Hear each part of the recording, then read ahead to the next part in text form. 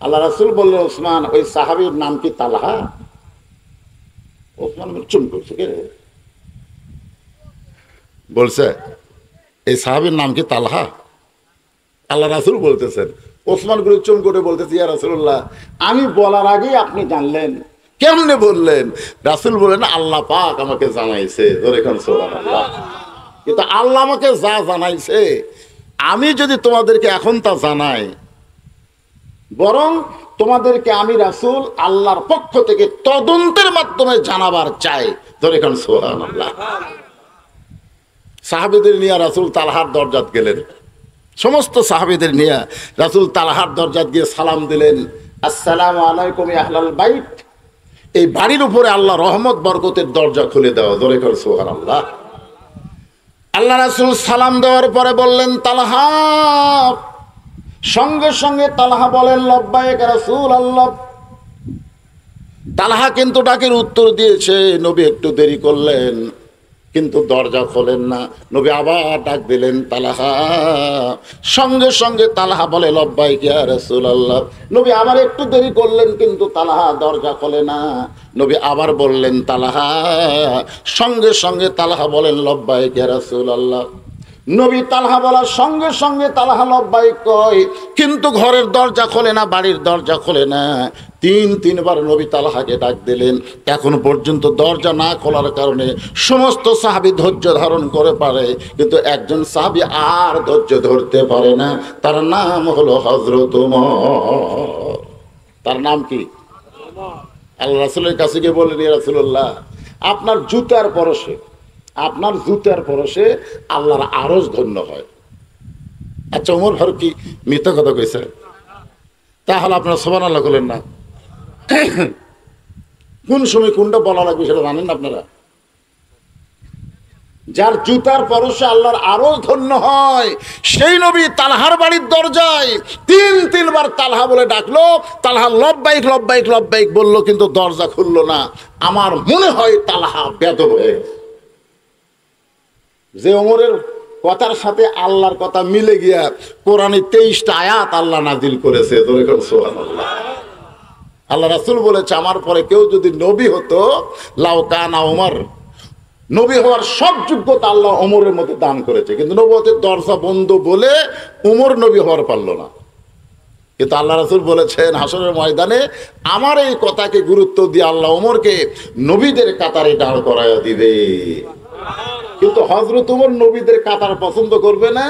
ওমর ফারুক বললেন, যে নবীর উম্মত হওয়ার জন্য নবীরা পর্যন্ত কান্নাকাটি করছে, আর সেই নবীর উম্মতের কাতার বাদ দিয়ে আমি ওমর নবীদের কাতারে দাঁড়াবো না। সুবহানাল্লাহ বলেন না? তার মানে কি বোঝা গেল? নবীদের কাতারের চাইতে বিশ্ব নবীর উম্মতের কাতারের দাম কম না। ঈসা আলাইহিস সালাম চতুর্থ আসমানে খালি সাইদে বসে আছে আমাকে নবীর উম্মত হওয়ার জন্য। সুবহানাল্লাহ, কোনো কথা কন না কেন? এখনো হয়নি। যেদিন আল্লাহ পাঠাবেন, গোটা বিশ্ব যখন ইহুদি খ্রিস্টান আর এই মালনের বাচ্চারা দখল করতে চাবে, মুসলমানদেরকে যখন অকাতরে হত্যা করবে, ওই সময় আল্লাহ তাআলা আর সহ্য করতে না পেরে ঈসাকে সেনাপতি বানায় গোটা পৃথিবী আল্লাহ মুসলমানের পায়ের তলে দান করে দিবে। ধরে করে কি মনে করতেছেন? ঈসা আলাইহিস সালাম কি আমাদের নবীর উম্মত হওয়াতে খুশি না বেজার? বলবে, আল্লাহ নবী হয়ে যত খুশি হয় নাই, বিশ্বনবীর উম্মত হতে পেরে এর চাইতে কোটি কোটি গুণ খুশি। এই জন্য সবাই একটা আমার সঙ্গে বলেন, নবী না হয়ে দুনিয়ার, না হয়ে ফেরেশতা আল্লাহর, হয়েছি উম্মত আপনার, তার তরে শুকুর।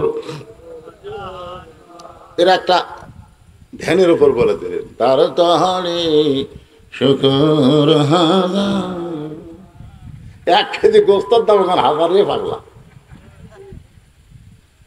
এটা যে সময় 1000 বার কথা, সেই সময় 1000 টাকার উপর মানুষ হিসাবই জানত না।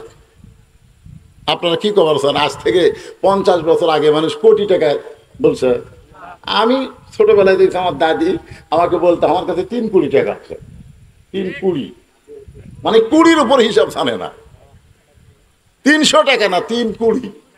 3 কোটি 60 টাকা, মানে আমার দাদি জীবনে 100 টাকা দেখেনি। 20 1 টাকা 1 টাকা করে 1 কোটি, 2 টাকা আবার 1 টাকা 1 কোটি, 3 কোটি টাকা। ওরে বাবা, সাথে পারে গে 3 কোটি। আর এখন 3 কোটি থাকলেও মানুষ কিছু মনে করে না। মনে করে কথা ঠিক। যখন 3 কোটি টাকার গুরুত্ব ছিল সেই সময় মানুষ বলছে 1000 বার, আর বর্তমানে 1000-এর কোনো খাওয়াই নাই। ধরে কোন কথা ঠিক, খাওয়া আছে? এই জন্য বলতে হবে তার তরে শুকুর কোটি কোটি বার। বিশ্ব নবীর উম্মত হিসাবে আল্লাহ আমাদের কবুল করলেন। একটু মনোযোগ দিবেন। ওমর ফারুক বলে, রাসূলুল্লাহ নিশ্চয় তালহা বেয়াদব হয়ে গেছে। সঙ্গে সঙ্গে রাসূল বলেন, ওমর মনের ইচ্ছায় কোনো কথা বলা যাবে না। তালহা বেয়াদব না আদব এটা তদন্ত করার পরে আমাদের বলতে হবে। সুবহানাল্লাহ, সুবহানাল্লাহ। দেখছেন ওমর মনের তাগিদে মনের ইচ্ছায় কোনো কথা বলা যাবে না। আদব না বেয়াদব এটা তদন্ত করার পরে বলা লাগবে। আপনি বলেন তো ওমর ফারুক আর কোনো কথা বলবে নাকি? কারণ প্রত্যেকটা সাহাবী নবীকে এমন ভাবে গ্রহণ করেছে। আল্লাহ যেমন বলেছেন, কুল হে রাসূল আপনি বলেন, ইন কুনতুম তুহিব্বুনাল্লাহ ফাত্তাবিউনি, কেউ যদি আল্লাহকে পাওয়ার চায় আপনি নবীকে পুরোপুরি ইত্তেবা না করা পর্যন্ত আল্লাহ পাওয়া যাবে? পাওয়া যাবে? তাহলে আমরা নবীকে ঠিক মতো অনুসরণই করি না, নবীর সুন্নত মানি না, আর আল্লাহ আল্লাহ করি। এত সোজা। ওই তেল তেলা চেহারা নিয়ে যতই আল্লাহ আল্লাহ করেন আল্লাহ কবুল করবে না, কারণ নবীর সুন্নত আর চেহারার মধ্যেই নেই। একজন আমাকে বলবে, হুজুর আপনি কি খবর চান? আমার নাই দাড়ি নাই, আমার নাই টুপি নাই, তারপরে মানুষ খারাপ। হুজুর টুপি দাড়ি এগুলো মানুষকে দেখানোর জন্য, হুজুর আমার ভিতরের ঈমান ভালো। আমি বললাম, ভাই তোমাকে একটা দৃষ্টান্ত দেই, দেখো তো তুমি মানো। বলে কি দৃষ্টান্ত? বোতলের মধ্যে আছে মধু। বোতলের মধ্যে কি? কিন্তু বাহিরে একটা সাদা কাগজ লেবেল দিয়ে তার উপরে লাল কালি দিয়ে লেখছে বিষ। এখন তুমি যে মধু আছে কিন্তু বাইরে সাইনবোর্ড আছে বিষ, তুমি কি ভিতরে মধু মনে করে খাবা? না হুজুর, বিষ দেখলে কি আর মধু কেউ খায়? আমি বললাম, তোর চেহারা হলো বিষের মতন, আর তোর মধ্যে মধু আছে, এটা যতই কর। কারণ মানুষ লেভেল দেখাইছিল, তোর এখন কথা ঠিক না। লেভেল বাহিরে যদি তোর বিষের মতন হয়, তোর কে টেস্ট করবি রে? আস্তাইনু বিসসবরি ওয়াসসালাহ ইন্নাল্লাহা মা'আস সাবিরিন। ওমর ফারুক চমকে উঠলেন। রাগীত মানুষ যদি থাকে হয়তো আবার কোনো বেয়াদবি হতে পারে। মনের মধ্যে শুধু কল্পনা। 3 বার নবী ডাকলো, বাড়ির মধ্য থেকে লব্বাইক ইয়া রাসূলুল্লাহ বলল, আর এখন পর্যন্ত দরজা খোলে না। এই তালহার বাড়ির মধ্যে এমন কি মধু, এই মধুটা আমাকে নিজের চোখে পরখ করাই লাগবে। সমস্ত সাহাবী যখন নবীর কাছে দাঁড়ায় আছে, এমন সময় হযরত ওমর চোরের মতন চুপি চুপি ওই তালহার বাড়ির চারিধার ঘোরা শুরু করলেন। হঠাৎ প্রাচীরের ফাটল দিয়ে দেখতে পায় বাড়ির মধ্যে ছোট্ট একটা বাচ্চাকে খুঁটির সঙ্গে রশি দিয়ে বেঁধে রাখছে, আর এই বাচ্চাটা শুধু বাবা বাবা বলে কাঁদতেছে। গরু ছাগলকে যেরকম বেঁধে রাখে, ওই বাচ্চাটার 2টা হাত একটা খুঁটির সঙ্গে 2টা পা বেঁধে রাখছে। বাচ্চাটা শুধু বাবা বাবা বলে কাঁদতেছে। ওমর ফারুক এই দৃশ্য দেখার পর আর সহ্য করতে পারে না। যতই পাষাণ হযরত ওমর হোক না কেন, ছোট বাচ্চাদের স্নেহ করা এটা শুধু ওমর না, আল্লাহর নবীর সুন্নাত। সে যে ধর্মেরই হোক। আপনি মনে করছেন যে খালি মুসলমানের না, হিন্দুকেরও বাচ্চা যদি ছোট হয় তাদেরকে স্নেহ করার কথা আছে না নাই? ঈদের মাঠে রাসূল নামাজ পড়তে যাচ্ছেন, যাওয়ার সময় দেখি ইহুদির বাচ্চা ধুলাত গড়াগড়ি দিয়ে কাঁদতেছে। ইহুদির বাচ্চা। নবী কিন্তু নামাজ পড়াবার যাচ্ছেন, ইমাম সাহেব, এখন বাচ্চা কান্দে রাস্তায়। নবী ধুলা মাখা বাচ্চাটারে কোলে নিয়ে তার মাথার পাগড়ি দিয়ে বাচ্চার দেহ পরিষ্কার করতেছে। সাহাবীরা বলল, হুজুর এটা তো আমাদের সন্তান না, ঈদের দিনে আমাদের সন্তান রাস্তায় কান্দি? মনে হয় মদিনার কোন ইহুদির বাচ্চা। রাসূল বললেন, কুল্লু মাউলুদুন ইউলিদু আলাল ফিতরাহ, প্রত্যেকটা সন্তান শিশু বাচ্চারা মুসলমান ঈমানদার। ধরে কোন সুবহানাল্লাহ। কিন্তু পরিবেশের কারণে এরা বেঈমান হয়ে যায়। যার দৃষ্টান্ত হলো আপনি সন্তান জন্ম দিয়ে হিন্দুর বাড়িতে যদি লালন পালন করতে দেন, 10 বছর পরে যদি আপনি আপনার সন্তান ফেরত চান, আল্লাহ কবি না ভগবান কবি?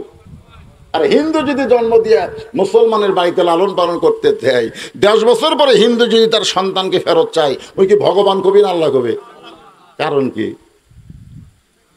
জন্ম দিলেই মুসলমান হিন্দু হয় না, হিন্দু মুসলমান হয় পরিবেশের কারণে। জোরে কোন কথা ঠিক কিনা? বর্তমানে সিংড়ায় যে পরিবেশ চলতেছে, এই পরিবেশ কিন্তু হিন্দু মুসলমানের না, এই পরিবেশ হলো বেসাইজা পরিবেশ। জোরে কোন ঠিক কিনা? বেসাইজ, কোনো সাইজ নেই।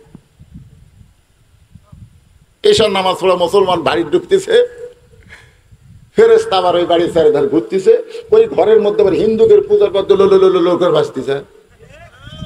ফেরেশতা কয় আল্লাহ, মসজিদ থেকে মুসলমান বাড়ি ঢুকলো, আবার সেই মুসলমানের ঘরও হিন্দুদের পূজার পদ্ধতি লোকের বাঁচলো, খবর কি? আল্লাহ বলে ফেরেশতা, ওই তো স্বামী মুসলমান নামাজ পড়লো, কি তোর বউ যে হিন্দু স্টার জলসা দেখতেছে। তখন আল্লাহ, বউ হিন্দু স্বামী মুসলমান, রাত্রে আবার কোন জায়গায় থাকে? একই বিছানা থাকে।